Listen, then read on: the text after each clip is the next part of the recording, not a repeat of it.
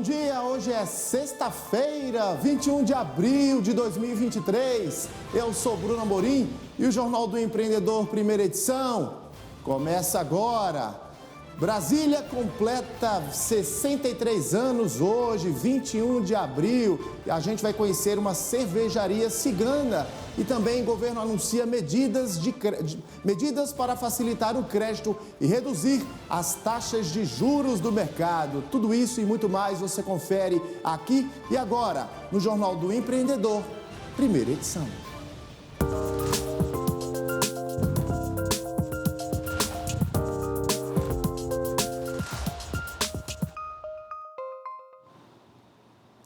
Hoje, 21 de abril, Brasília completa 63 anos. A cidade é um dos 5 melhores lugares de negócios do Brasil. Cervejarias Ciganas é modelo de produção de 98% dos cervejeiros de primeira viagem. E a gente confere a matéria agora. Assim como um bom negócio, Brasília surgiu a partir de um planejamento. E aqui, o empreendedor não poderia ter sido mais visionário. Juscelino Kubitschek. Planejada em cada detalhe, a capital do país nasceu exatamente como uma grande empresa, com organização administrativa e financeira. Fórmula que deu certo. Quer um exemplo? Inaugurada em 1960, a capital do país é considerada hoje uma das 5 cidades mais empreendedoras do Brasil, de acordo com o estudo da ENAP. Só no ano passado foram criadas 20.800 empresas, 15% a mais que em 2021. Negócios que, assim como Brasília, carregam histórias de superação e determinação. O chefe Karl Marx faz parte dessa história. Aos 53 anos, ele dedicou 16 deles à cozinha do Hotel Nacional, famoso por receber autoridades como presidentes e governadores. Eu não sabia nada de cozinha. E o dono, uma certa época, ele me viu mexendo nas panelas. E aí ele me deu um tapa nas costas e falou, mas você está aqui para limpar o chão. E eu falei, mas eu quero aprender. Ele falou, então você está no lugar certo, eu vou te ensinar.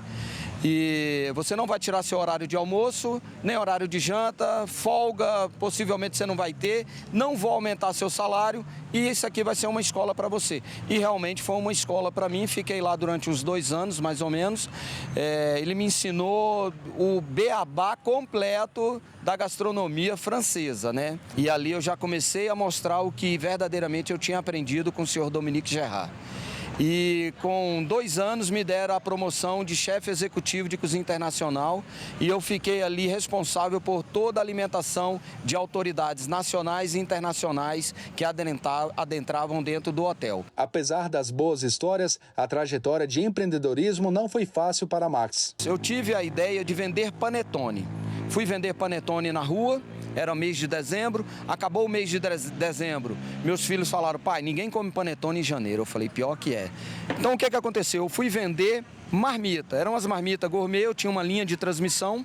Eu servia, né, a área nobre de Brasília, Lago Norte, Lago Sul, setor de autarquia, Congresso Nacional, Asa Sul, Asa Norte. E fiquei 3 meses e senti assim um desgaste muito grande. E aí eu parei com as marmitas. E nessa de parar com as marmitas, eu quase entrei em depressão. E aí eu tive aquela ideia da política da boa vizinhança. Conversei com um, conversei com outro. No início a gente só vendia pão com carne. E ali dava um pão para um pão para outro. Fui fazendo amizade. Então hoje nós já estamos aqui na Praça da Bíblia já há 7 anos. E há 7 anos nós não temos nenhuma ocorrência que denigre aqui a imagem da Praça da Bíblia. Mas isso é página virada. Recuperado e focado em crescer no mundo da gastronomia, foi na cidade mais populosa da capital federal, Ceilândia, que tem 350 mil habitantes, que o chefe trouxe todo o seu conhecimento para abrir uma tenda diferente. A ideia de Karl Marx é oferecer pratos criativos, reinventados, com preços justos e acessíveis ao público, que vão de arroz à grega ao macarrão gourmet. Max, qual é o segredo? O segredo é amor. Amor pela profissão e trazer algo de qualidade para uma comunidade que até então não conhecia certos pratos. E para quem pensa que aqui não vem autoridade, o Karl Marx desmente isso. Tem muita gente importante vindo aqui ainda, né, Max? Experimentar a sua comida. Sim, tem muita gente. De ministro a governador, de deputado distrital a senador, né, músico, né, já tivemos um rapper famoso do Brasil que já veio jantar com a gente aqui também. Neste mês, Brasília completa 63 anos. Já em agosto, Max chega aos 53. Uma pequena diferença de 10 anos entre o nascimento de um e de outro, que fica ainda mais curta quando se é levado em consideração as semelhanças das histórias de sucesso da cidade e do empreendedor que não desistiu. Brasília representa para mim esperança, né, um recomeço. Tá? Eu tive essas portas abertas através da culinária, da gastronomia, de uma alta gastronomia, e eu vejo assim a Brasília, o Distrito Federal como uma oportunidade. Na verdade, essa foi a reportagem sobre o aniversário de Brasília, que completa hoje 63 anos e, é claro, a importância dos micro e pequenos empreendedores aqui na capital do país. Agora sim a gente vai falar sobre a reportagens da cerveja cigana e para comemorar uma festa nada melhor do que uma cerveja gelada. E as cervejas artesanais têm sustentado um crescimento que dobra a cada ano e a expectativa do setor é que correspondam por 2% dos negócios de cervejas no país. Muitas delas por meio das cervejarias ciganas, aquelas que não possuem fábrica própria. Esse modelo de produção é a opção feita por 98% dos cervejeiros de primeira viagem. Veja na reportagem de Camila Xavier.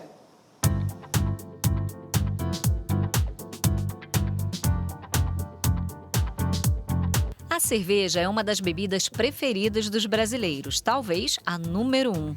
E o consumo vem aumentando, chegando a 8% ano passado, quando foram registradas 200 novas cervejarias, segundo o Sindicato Nacional das Cervejas. E na onda do crescimento do mercado, as cervejas artesanais. 87% dos cervejeiros entrevistados pelo Censo 2021 das cervejarias independentes brasileiras produzem de forma artesanal. 61% tem fábrica própria e 33% tem produção cigana. Boa opção para quem não tem capital para investir.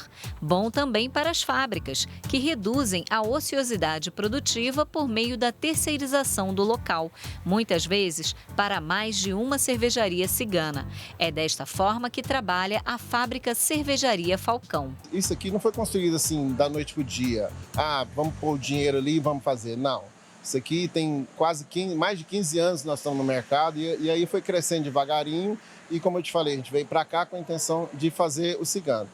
E o cigano, como ele não tem ele tem a venda, ele tem um produto de boa qualidade, mas ele não tem um volume, a gente faz isso para ele, entendeu? Entrega para ele o produto prontinho na embalagem só para ele vender. A fábrica tem 16 anos de mercado, foram 8 milhões de reais investidos. A fábrica tem capacidade de produção de 200 mil litros, mas hoje produz de 30 a 40 mil litros por mês. Com os ciganos, me ajuda muito a pagar os custos da empresa, entendeu? Às vezes a gente fica muito tempo ocioso. E esse tempo ocioso a gente gasta com os ciganos. A gente produz para eles, invasa, faz o serviço completo. Então, é realmente uma parceria que ajuda os dois lados, não só para mim, não só para ele. Outra cerveja que usa a produção cigana é a Cerrado Beer, criada em 2013 de forma caseira por 5 amigos bancários que gostam de tomar cerveja após o trabalho. 10 anos depois, a brincadeira virou empreendimento de sucesso. Lá pelos idos de 2013, levamos 2 prêmios na Associação de Cervejeiros Caseiros aqui no DF, ainda como cervejeiros caseiros. E aí tive um tino negocial, um tino empresarial, de empreendedor. Então a gente traz a nossa receita, a gente traz a nossa marca, interage muito com o cervejeiro da própria cervejaria, né? E leva o nosso produto para o mercado. São 7 tipos de cerveja e 5 mil litros produzidos por mês aqui na fábrica. O diferencial da marca são as embalagens e os nomes das cervejas.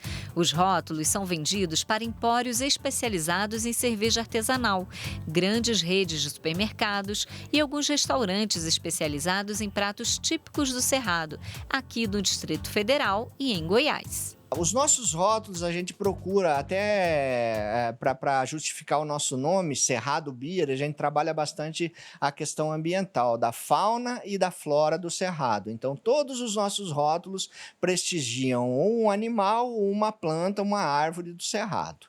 Não tendo recursos suficientes para colocar ou empreender numa fábrica própria, com muito menos recursos, cuidando, dando ênfase na marca e dando ênfase nas receitas, a gente consegue conceber e disseminar aquele produto como um produto normal, né? Sem o investimento que demanda uma fábrica própria. 98% dos cervejeiros que começaram de forma caseira trabalham com a produção cigana. A cervejaria Urbã está entre elas, feita por mãos femininas que usam frutas, maltes especiais e outras especiarias para garantir aromas e sabores diferentes. Você usa uma estrutura de uma fábrica já existente, passa suas receitas, né? Até a correção de água eu que defino, dentro dos estilos que eu me dispus a fazer. E eles replicam exatamente a receita que eu passei. Então, faço meus testes em casa, numa panelinha hoje de 5 litros, e passo para a fábrica. Olha, deu certo essa receita, gostei do jeito que ficou.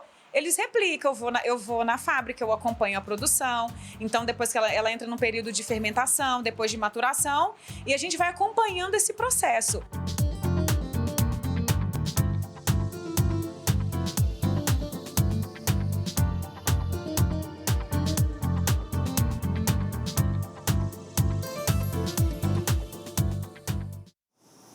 Estão abertas até 21 de agosto as inscrições gratuitas para o Prêmio Firjan de Sustentabilidade 2023. A ideia é reconhecer as ações bem-sucedidas desenvolvidas pelas empresas e instituições no estado do Rio de Janeiro.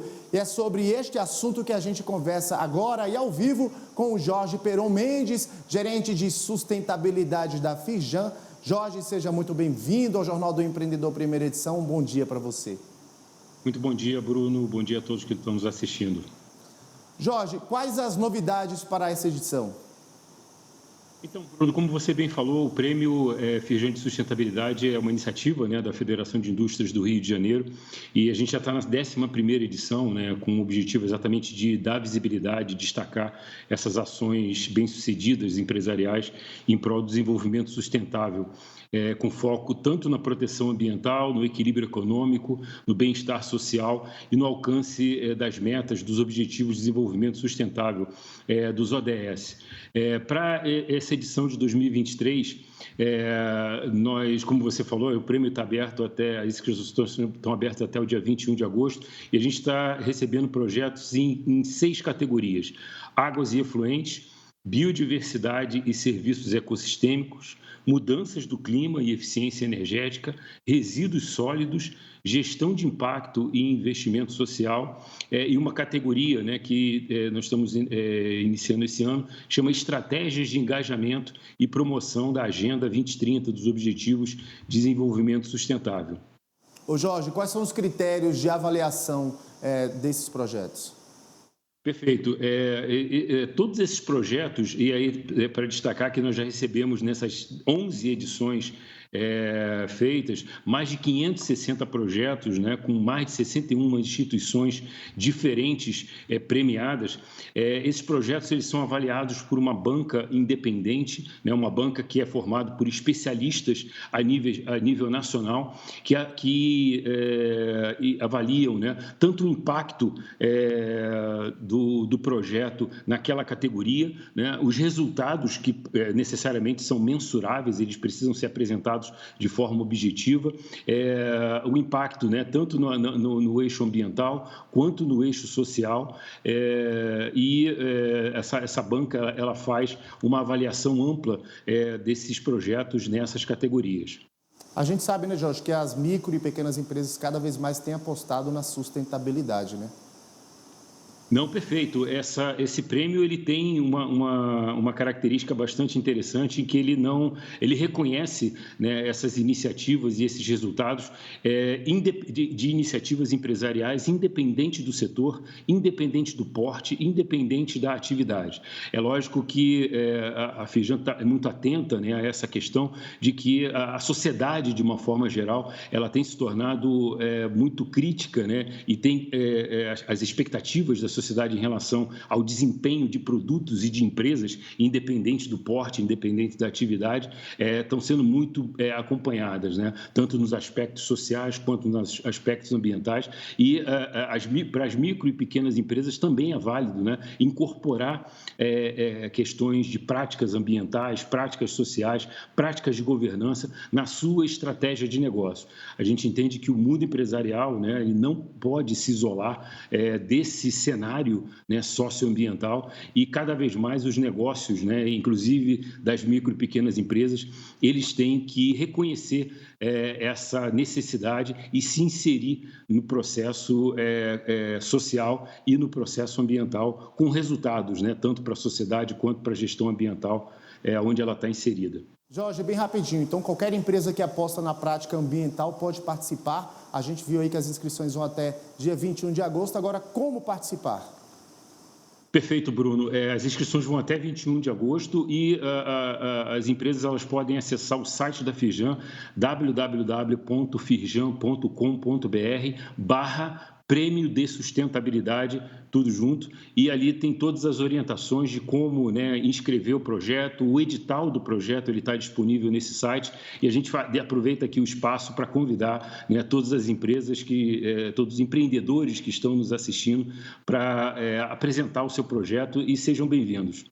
Perfeito, Jorge Mendes, gerente de sustentabilidade da Firjan. Quero agradecer aqui a sua participação ao vivo conosco no Jornal do Empreendedor, primeira edição. Muito bom dia. Obrigado, Bruno, pelo espaço. Parabéns pelo conteúdo do programa.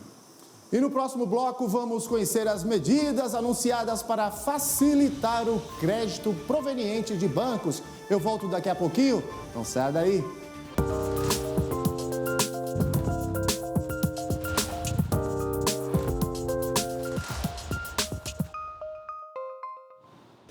Estamos de volta com o Jornal do Empreendedor, primeira edição, ao vivo e para todo o Brasil.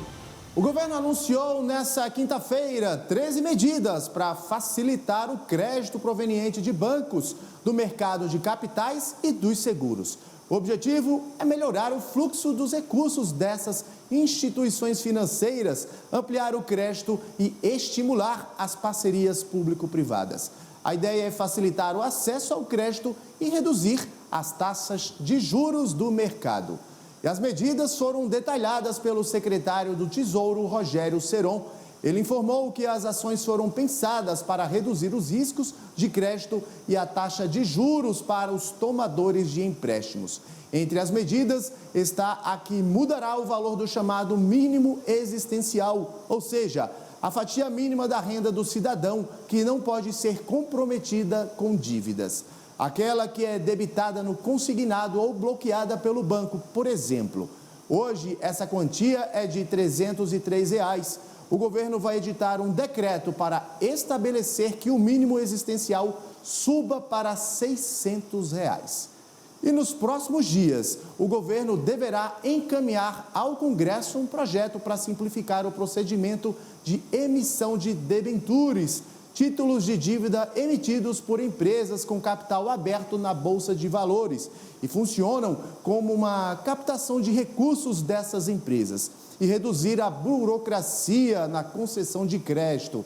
O cidadão com renda igual ou inferior à máxima permitida para enquadramento em empresas de pequeno porte ficará dispensado de apresentar diversas certidões para obter crédito, porque vai ser feita uma consulta ao CADIM, que é o Cadastro Informativo de Créditos Não Quitados do Setor Público Federal, com validade de 180 dias. Mudando de assunto, a precificação nada mais é que o ato de determinar um preço, mas seu sentido é muito mais complexo no mundo dos negócios. Até porque muitos empreendedores não entendem todos os custos a serem considerados na hora de cobrar por um produto ou serviço. Ela é uma ação estratégica para assegurar que sua empresa permaneça no mercado. E é justamente sobre este assunto que eu converso agora ao vivo com o Bruno Andrade, meu xará, que é contador e consultor empresarial. Bruno, seja muito bem-vindo ao Jornal do Empreendedor, primeira edição. Bom dia para você. Bom dia, Bruno, bom dia a todos os telespectadores. É um prazer imenso estar aqui com vocês hoje. Bruno, é importante lembrar que um preço errado pode sim colocar a empresa em risco, né? Por que muitos empreendedores têm dificuldade em precificar o seu produto? A realidade é que muitos empreendedores são extremamente qualificados naquilo que eles fazem, né? Às vezes conseguem, por exemplo, pegar o negócio de vender doces, né? São excelentes fazendo doces, são excelentes produzindo aquilo ali, mas não têm muito conhecimento nessa parte de gestão. Então, é por isso que muita gente acaba não tendo nem dados o suficiente para pensar, né, em quanto que custa o produto, para poder precificar, para poder saber o preço que ele tem que colocar ali naquele produto para não ter um prejuízo ou para aquilo valer a pena. Então, essa é a realidade de muitos empreendedores no nosso país, né? São bons naquilo que fazem, mas não têm dados suficientes, não têm essa expertise na parte de gestão, mesmo que algo básico, né? Mas não possuem isso e acabam, muitas vezes, colocando os pés pelas mãos ali, e é por isso, né, um dos motivos aí que muitos negócios vêm a falir, vêm a quebrar logo de início, sem durar muito tempo. Agora, Bruno, por que precificar deve ser parte do plano de colocação de um produto no mercado? Sim. Para valer a pena eu colocar um produto no mercado, eu tenho que saber, ou pelo menos ter uma projeção que aquilo vai me trazer um resultado positivo. E a precificação, eu acho que é o início disso tudo. Se logo de cara eu percebo que não vale a pena, ou o valor que o mercado aceita a pagar ali por aquele produto é um valor que não vai pagar os meus custos, digamos assim, então aquele produto é inviável. E muitas vezes isso não acontece. Se essa etapa da precificação ela não acontece logo de início, muitas vezes o empreendedor ele vai ter a noção de que aquele produto está precificado de uma maneira errada, já depois de muito tempo, quando o prejuízo já estiver vindo, ele já estiver sentindo no bolso. Não é tão simples, muitas vezes, em um negócio, você perceber que está perdendo dinheiro por conta do fluxo de caixa. Ou seja, eu estou, às vezes, pagando o meu fornecedor com um prazo maior, eu estou tendo minhas vendas, né, no mês atual, e aquele dinheiro eu vou girando ele de maneira que eu acho que está tudo bem. E aí eu vou identificar o prejuízo lá na frente. Eu vou falar, eu estou vendendo esse produto, eu estou tendo resultados, por que está faltando dinheiro? E muitas vezes o problema é justamente a precificação. O que fazer para precificar um produto? Qual o passo a passo para o nosso empreendedor que está nos assistindo? Excelente pergunta. Eu acho que é importante te dar um exemplo só para facilitar essa compreensão. Vamos pensar no negócio de brigadeiros, né? Alguém que vende brigadeiros. Então, o primeiro passo é levantar as informações necessárias, levantar o que eu tenho de gasto, né? Quais são, por exemplo, os meus gastos com a matéria-prima, com aquilo que os meus ingredientes, né? O creme de leite, o leite condensado, o cacau em pó, a manteiga, tudo isso, né? Eu levantar esses dados, eu ter também estimar, né, quanto que eu estou gastando de mão de obra, ainda que eu trabalhe sozinho, mas vamos estipular um valor de mão de obra ali por hora ou algo do tipo, e enfim, todos os outros gastos que tenham a ver com aquele negócio. A gente pode pensar na energia elétrica, no gás de cozinha, tudo isso. Depois que eu tenho tudo isso levantado, eu tenho a quantidade de brigadeiros que eu produzi ali naquele mês. Então, eu consigo fazer esse cálculo de quanto que foi esse custo unitário do brigadeiro, né? E, a partir disso, eu consigo definir a margem de lucro que eu quero e tudo isso. Então, assim, de forma bem simplificada, esse seria um passo a passo, né? Eu levantar tudo que eu gastei, eu levantar todas essas informações, né? Mão de obra também. Posteriormente, eu defini uma margem de lucro. E, claro, eu consigo fazer também comparações, né? O benchmarking com, às vezes, os meus concorrentes. Ver quanto que está o preço do brigadeiro ali, do concorrente e tudo mais. E aquilo vai me dando informação também, não só de quanto que, no sentido assim, de quanto que o mercado está disposto a pagar também pelo brigadeiro, porque muitas vezes não adianta eu querer ter uma margem de lucro gigantesca, sendo que o mercado não está disposto a pagar por aquilo. E aí a gente vai formando, né, o preço de venda com base nessas informações. Perfeito, dicas valiosas aí para o empreendedor que quer precificar o seu produto ou serviço. Bruno Andrade, muito obrigado pela sua participação ao vivo aqui com a gente no Jornal do Empreendedor, primeira edição. Bom dia para você e bom feriado. Muito obrigado aí por essa oportunidade, é sempre bom estar falando de empreendedorismo. Bom feriado. E o Jornal do Empreendedor, primeira edição, fica por aqui. Eu volto daqui a pouquinho, às 11h30, para apresentar o Jornal do Empreendedor, segunda edição. Até daqui a pouquinho, eu volto já já.